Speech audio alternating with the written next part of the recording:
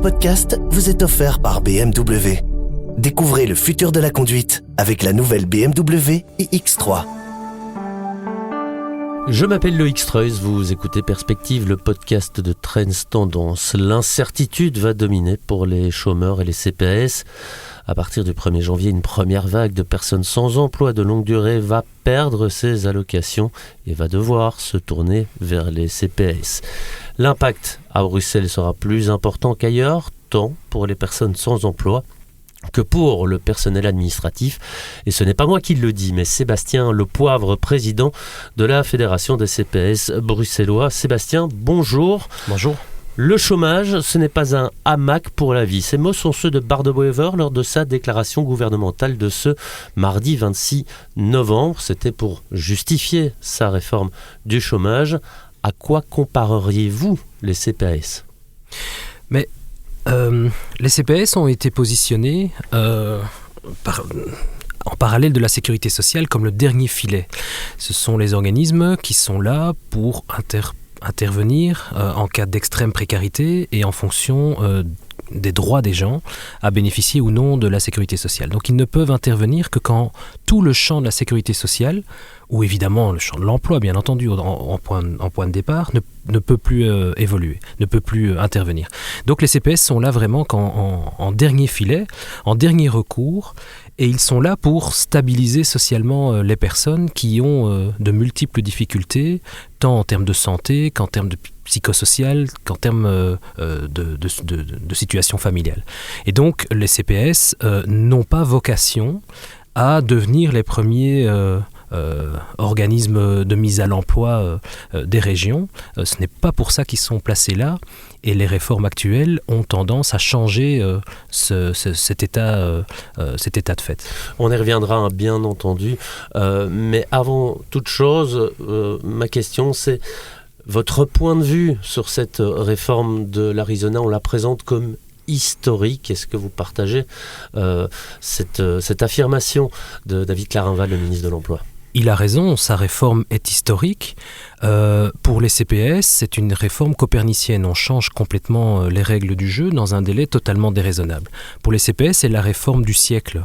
Et donc, pour qu'une réforme d'une telle ampleur puisse fonctionner, il faut évidemment du temps et des moyens de compensation, mais aussi un plan d'intégration.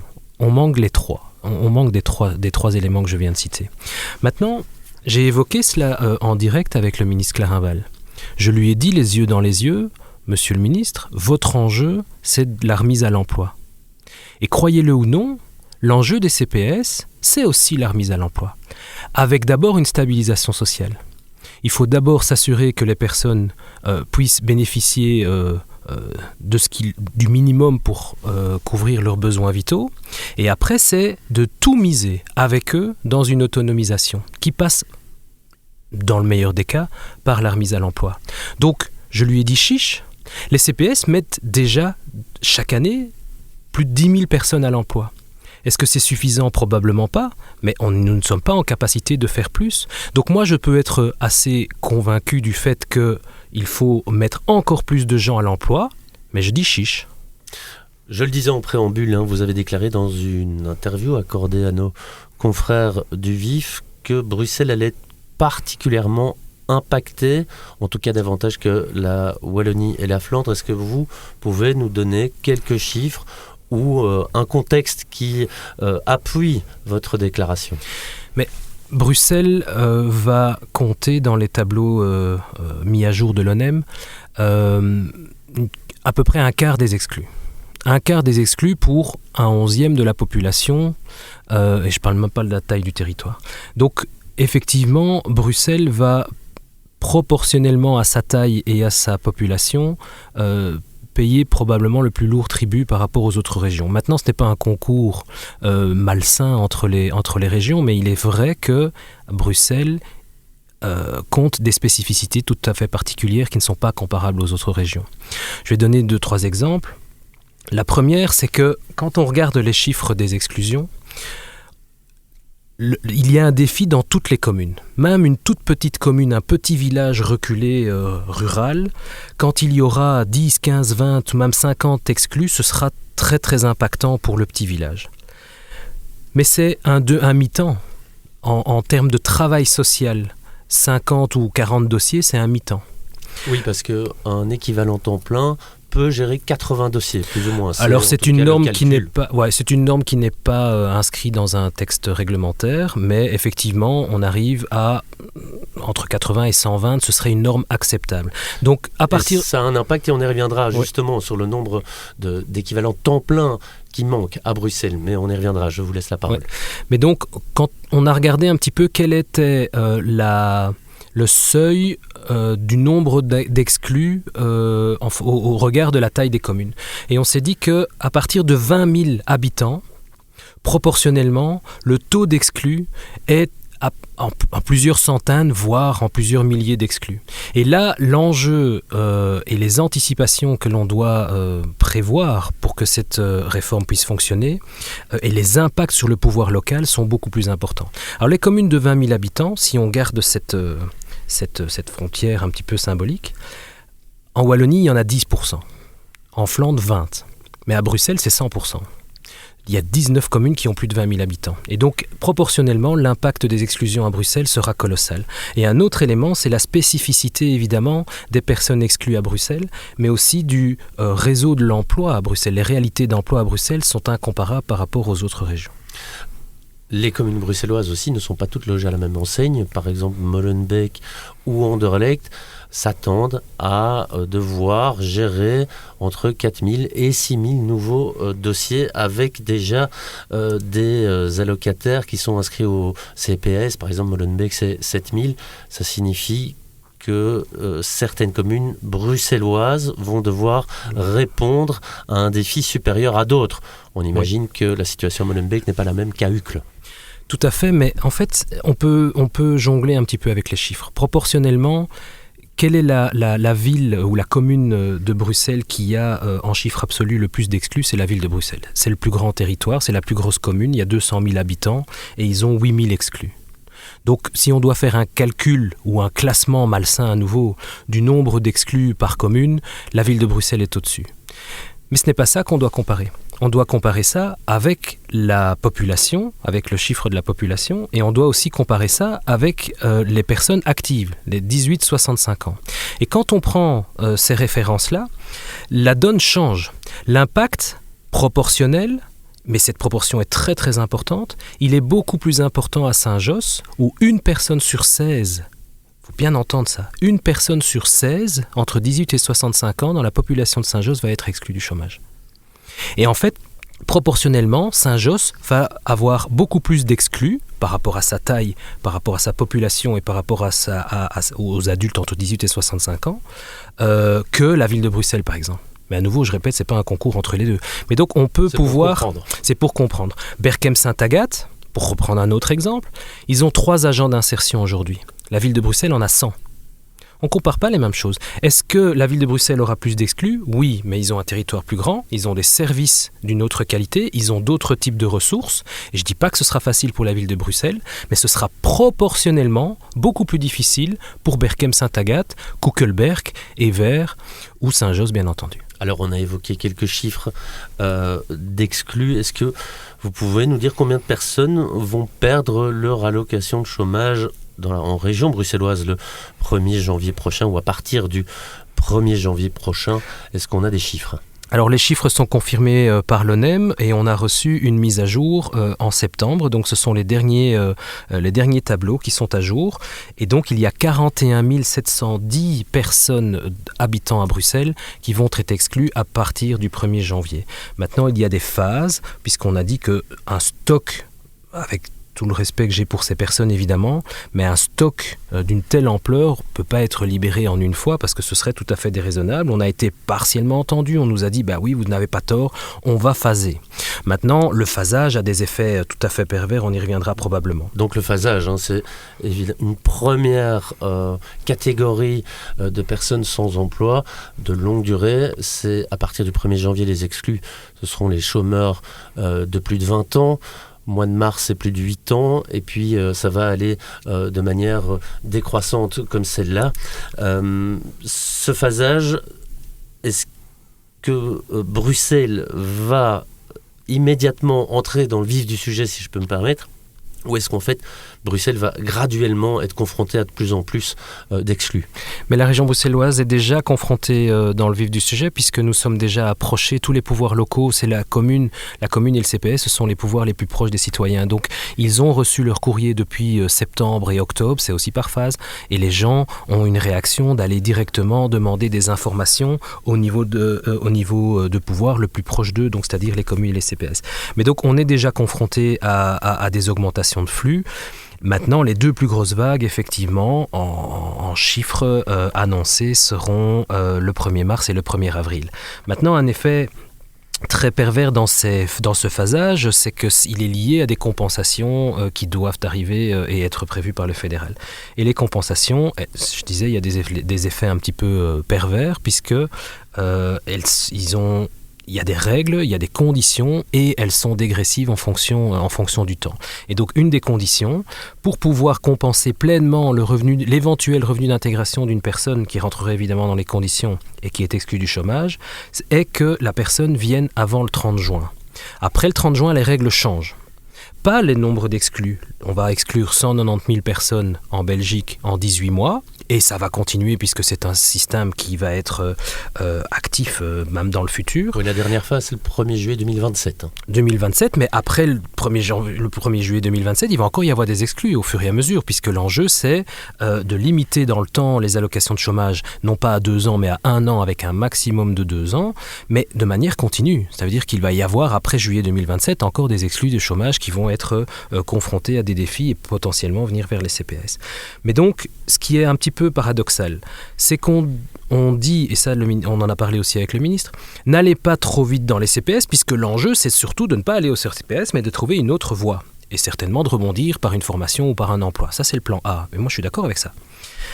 N'allez pas trop vite dans le CPS, et d'un autre côté, comme on est contraint à avoir un maximum de demandes avant le 30 juin pour pouvoir avoir une compensation pleine, et ça c'est un effet vicieux avec une stratégie financière qui pour moi est vraiment déplorable. On doit dire aussi aux gens, mais ne tardez pas non plus à venir dans les CPS, parce que sinon on n'aura pas une compensation. Donc c'est complètement schizophrénique, et ça montre aussi l'amateurisme et certaines zones d'ombre dans cette réforme. Alors vous avez parlé de flux, des gens qui viennent s'informer, se renseigner. Il se fait pourtant, et je parle peut-être sous votre contrôle, que les prochains exclus du chômage ne peuvent arriver et solliciter une aide au CPS qu'à partir de la mise en application de la réforme, donc à partir du 1er janvier. Il se fait qu'aujourd'hui ça tombe un jeudi, le vendredi 2 janvier a priori ce sera fermé, donc ce ne sera qu'à partir du 5 janvier que potentiellement les exclus du chômage pourront entamer les démarches pour obtenir le droit d'avoir une allocation. Comment allez-vous gérer ce 5 janvier si nous considérons que c'est le premier jour ouvrable? Oui. Le problème dans les CPS, c'est que la règle est très claire. On doit faire une enquête sociale à un moment T et on doit vérifier s'il n'y a pas d'autres allocations ou revenus en cours. À partir du moment où quelqu'un viendrait aujourd'hui, parce que ça arrive déjà, ils viennent en novembre ou en décembre, ils ont encore une allocation. On ne peut pas, c'est pas qu'on ne veut pas, c'est qu'on ne peut pas leur octroyer un revenu d'intégration anticipativement. C'est-à-dire on pourrait dire, tiens, vous avez reçu votre lettre, vous arrivez en novembre, on instruit déjà le dossier, comme ça on prend de l'avance, c'est une question de bon sens. Vous avez votre lettre comme quoi vous allez être exclu en mars, disons. Prenons de l'avance, la personne est vraiment proactive. Eh bien, on ne peut pas prendre une décision d'octroi d'un revenu d'intégration, même à partir du 1er mars, parce qu'on part du principe que peut-être qu'entre novembre et mars, la personne aura changé, il y aura un élément nouveau dans sa situation familiale, peut-être qu'elle aura hérité, peut-être qu'elle aura rebondi dans un emploi, peut-être qu'un enfant sera parti du ménage, et tout ça change la donne par rapport à l'enquête sociale qui doit être faite. Donc l'enquête sociale doit être faite à un moment T, et la première chose à vérifier au-delà de la compétence territoriale, c'est effectivement est-ce qu'il y a des ressources ou non. S'il y a encore des ressources, c'est un non, c'est un refus automatique. Et donc c'est pour ça que les gens ne peuvent pas venir trop tôt et qu'on ne peut pas anticiper.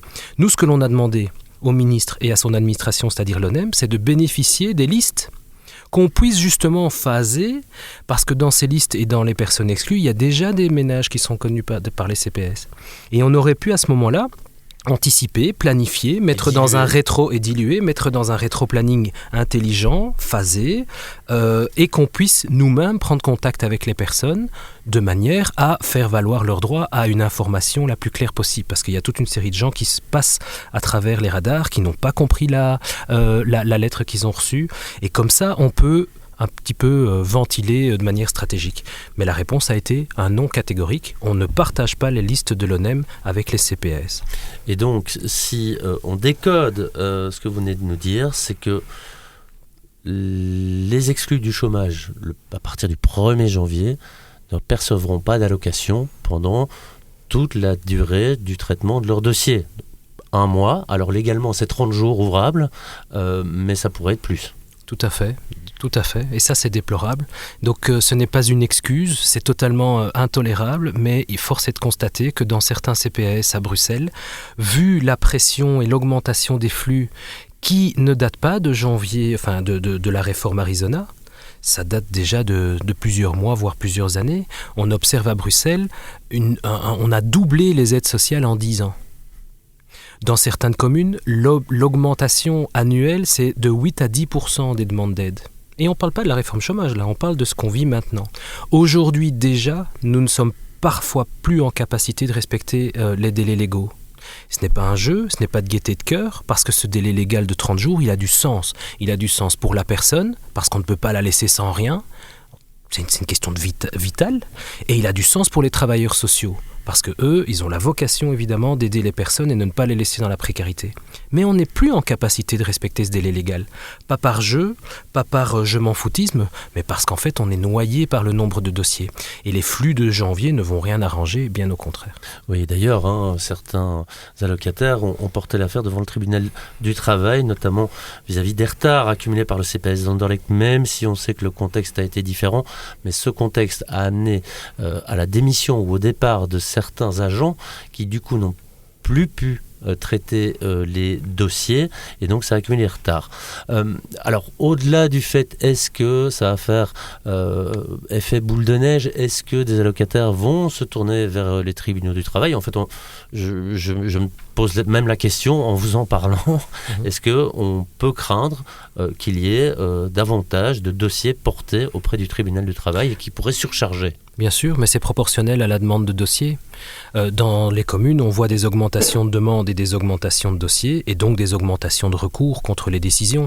Au plus on a de flux, au plus on a d'octroi, au plus on a de refus, au plus on a de mise en attente, et au plus on a de retard, et donc il y peut y avoir, et c'est le droit des personnes de contester face au tribunal du travail. Ils peuvent émettre un recours contre la décision s'ils estiment et qu'ils ont les arguments et qu'ils estiment qu'ils ont été lésés. Ça existe déjà de tout temps.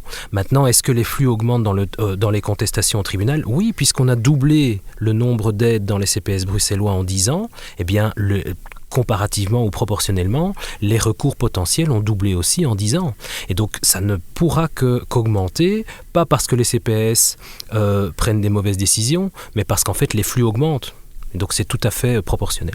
Surtout que il y a un manque de personnel qui a été déjà dénoncé à plusieurs reprises dans la presse. On parle de plus ou moins 500 équivalents temps plein qui devraient venir renforcer les équipes du CPS bruxellois actuellement. Tout à fait, avec une situation déjà aujourd'hui de sous-staffage. Je ne sais pas si ça se dit, mais voilà, vous m'excuserez. Les équipes actuelles sont déjà sous-staffées. Nous avons un énorme défi dans les CPS bruxellois. Nous n'avons pas de bonne presse. Nous sortons d'une multicrise. Moi, j'ai une assistante sociale qui a évoqué ça avec moi la semaine dernière.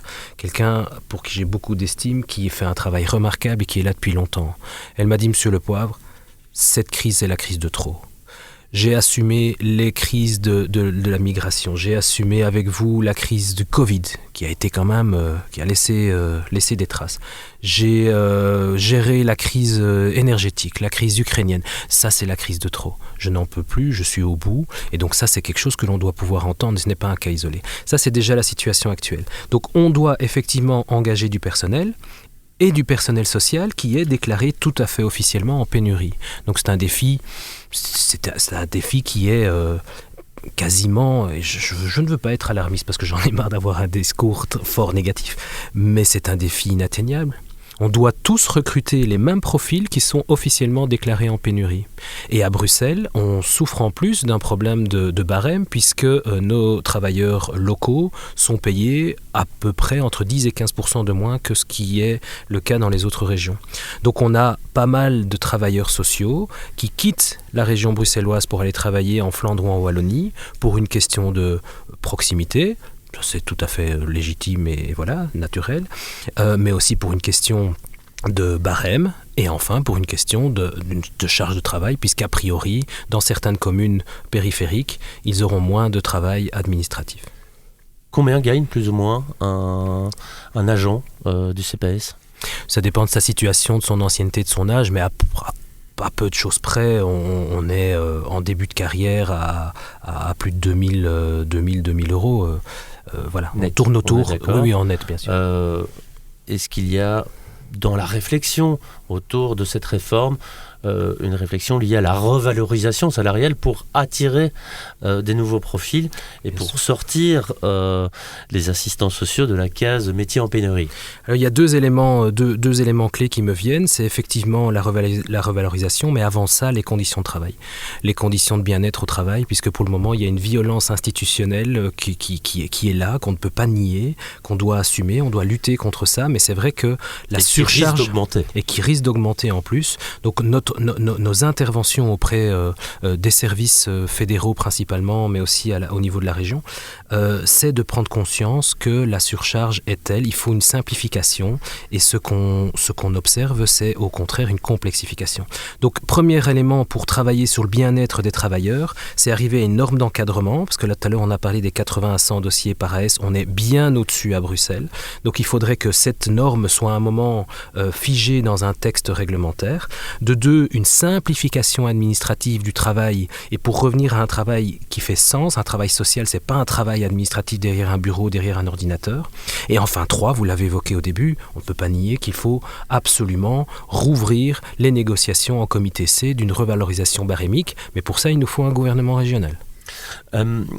Vous évoquiez tout à l'heure le rôle de la mise à l'emploi des CPS, ça faisait partie des attributions et surtout de la réussite que vous avez atteint. En quoi cette fois la tâche s'annonce plus compliquée ? Mais parce qu'on va devoir faire ce que d'autres spécialisés dans ce travail n'ont pas su faire pendant 20 ans. Alors je ne veux pas rejeter la faute sur... Vous parlez d'Actiris, là, en l'occurrence. Les organismes régionaux de l'emploi, effectivement, les personnes qui sont au chômage depuis plus de 20 ans, qui n'ont pas été activées, ou qui ne sont pas activables, il y a plein de raisons. Je ne suis pas en train de rejeter la faute en disant c'est facile. Ce serait justement malvenu. Mais force est de constater que la société a failli dans l'activation des personnes qui sont éloignées du marché de l'emploi. Quelqu'un qui est plus de 20 ans au chômage, c'est un échec de la société. Il y a un organisme principal qui est chargé de la remise à l'emploi des personnes, qu'elles soient indemnisées ou pas, qu'elles soient chômeuses ou pas, c'est effectivement Actiris pour Bruxelles. Et on est en contact avec Actiris pour le moment, on les rencontre très régulièrement, on est dans le même bain, dans le même bateau. Il y a eu d'ailleurs une conférence avec le ministre Claire Failly, le ministre bruxellois de l'Emploi, tout à fait. À ce titre. Tout à fait. Et donc il y a une task force liée à cette réforme qui réunit Actiris d'une part, le VDAB, Bruxelles Formation, les organismes ISP, les CPAS, et qui doit encore, je pense, s'élargir au secteur associatif et aux syndicats, mais soit. Mais donc on est en contact régulier avec Actiris, mais force est de constater qu'Actiris a failli dans une partie de sa tâche, puisque certaines personnes chômeurs de plus de 2 ans n'ont plus été suivies par Actiris. Ça nous a été confirmé devant le même ministre que vous venez d'évoquer, devant le ministre Claire Failly en task force. Et comment on explique cela, d'autant plus que le CPS, visiblement, aura des comptes à rendre ? Ah oui, donc nous allons devoir activer les personnes qui n'ont pas pu l'être pendant 20 ans par des agents spécialisés parce que nous n'avons pas la spécialité de la remise à l'emploi. Donc on a besoin de cette expertise et on va devoir faire mieux que ce que d'autres n'ont pas pu faire pendant 20 ans. Mais donc pour le dire clairement, ça veut dire que Actiris n'est pas sous la menace de sanctions, les CPAS bruxellois le sont, et les CPAS belges le sont, c'est ça ? Effectivement, puisque dans le dispositif exclusion de chômage, il y a à partir de 2028 un système de bonus-malus qui doit tantôt être affiné parce qu'on a posé toute une série de questions très pratiques et très techniques, et pour le moment nous n'avons pas toutes nos réponses. Mais nous serons potentiellement sanctionnés, ou en tout cas, bon, c'est un peu la carotte ou le bâton. C'est-à-dire que si on réinsère correctement des personnes dans un emploi durable, petite parenthèse, il faudra nous expliquer ce que c'est, parce que c'est très important évidemment, on pourrait avoir, je le dis encore au conditionnel parce que ça doit être précisé dans un texte de loi, on pourrait avoir une majoration et un incitant financier. Si on n'y arrive pas, ça devient la faute du CPAS qui ne fait pas bien son boulot. Et on n'a pas d'incitant financier, ça veut dire que la charge pour les pouvoirs locaux est durcie, je vais le dire comme ça. C'est totalement intolérable, puisqu'on passe d'une obligation de moyens à une obligation de résultat. Vous parliez d'un modus-malus, il est visiblement nécessaire, vu que l'enveloppe attribuée par l'Arizona au CPS de Belgique est déjà une enveloppe qui malheureusement est inférieure au montant que les CPS devraient obtenir pour pouvoir justement accompagner, pour pouvoir encadrer cette réforme. C'est un risque et l'avenir nous le dira. Millions. 300 millions à partir de 2026 et 2027, et puis après il y a une petite augmentation. Pour les 500, pour toutes les communes de Belgique. Quelques CPS, dont 261 en Wallonie, et c'est un montant qui est insuffisant.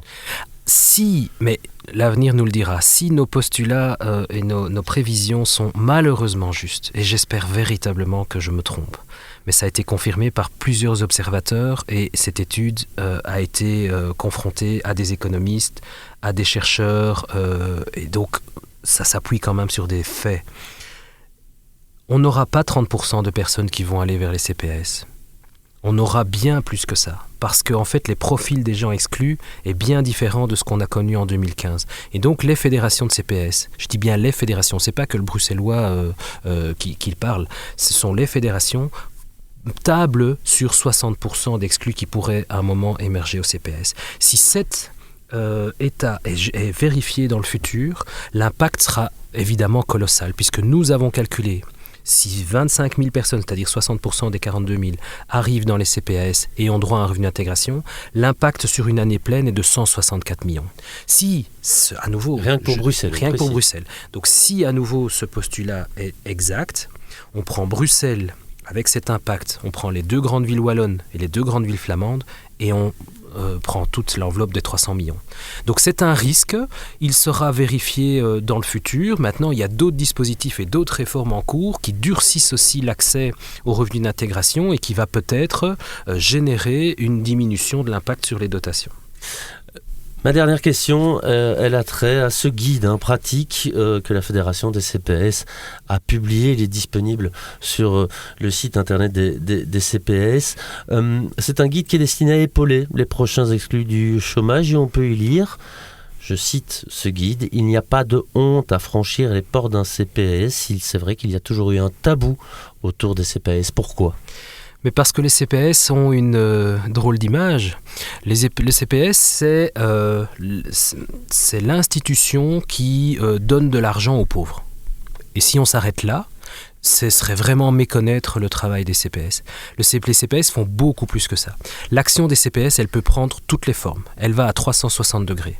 On agit pour les enfants, on agit pour des stages, on agit pour les personnes âgées, dans l'aide à domicile, dans les services énergie.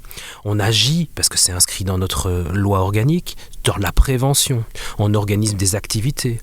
Donc le CPS prend toute une autre forme en fait dans ces actions qui sont vraiment multiples et pluridisciplinaires, mais il reste quand même une image potentiellement négative, et je peux comprendre, moi j'ai des gens parfois qui viennent me rencontrer et qui sont en pleurs de honte parce qu'ils arrivent à la conclusion qu'ils ont tout essayé.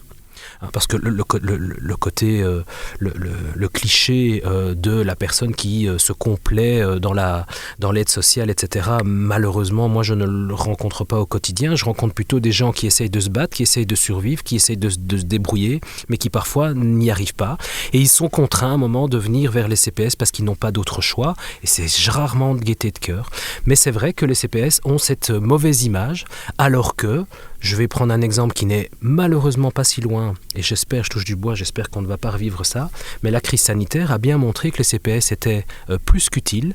On n'a pas assez applaudi les assistants sociaux qui sont restés sur le terrain. Les CPS sont restés ouverts parce que c'est une obligation légale, et donc chaque fois qu'il y a une crise majeure, les CPS sont là pour faire valoir les droits élémentaires des gens, et ça on a tendance à l'oublier.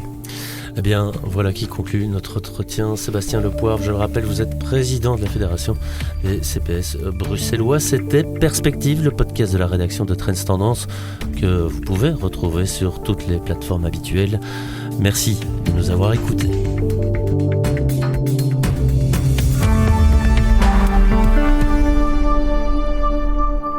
Ce podcast vous est offert par BMW. Découvrez le futur de la conduite avec la nouvelle BMW iX3.